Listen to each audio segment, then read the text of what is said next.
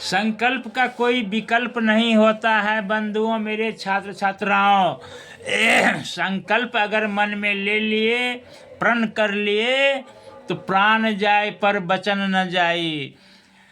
तो आपके पास अगर किसी तरह की समस्या आएगी, समस्या आए एकलव्य के पास में, जब शूद्र जान करके एकलव्य को गुरु द्रोणाचार्य ने गुरुकुल से बाहर कर दिया कि तुम्हारे जाति का यहाँ कोई गुरुकुल में स्थान नहीं है, तो वहाँ गुरुकुल के बाहर धरती माता की शपथ खाई एकलव्य और संकल्प किया कि इस गुरुकुल में सबसे अच्छे, सबसे महान धनुर्धर अर्जुन है।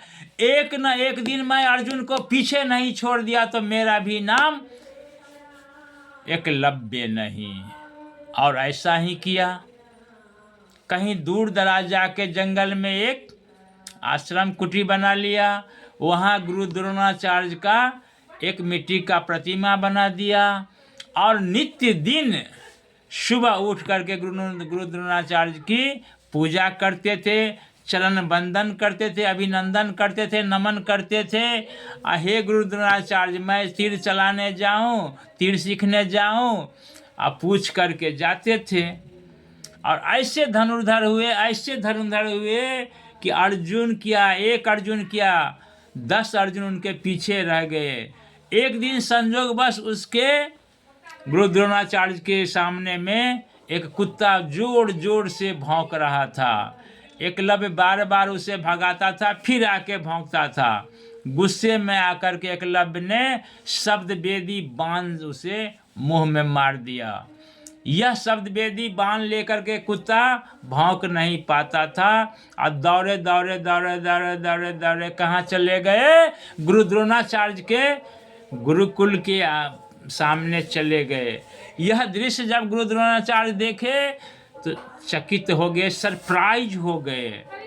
फिर यह बात अर्जुन को कहे कि अरे अर्जुन, दौड़ करके आओ, देखो इस कुत्ते को किसने इस तरह से बेधा है कि मुंह से आवाज नहीं निकल रहा है। अर्जुन भी सरप्राइज हो गए।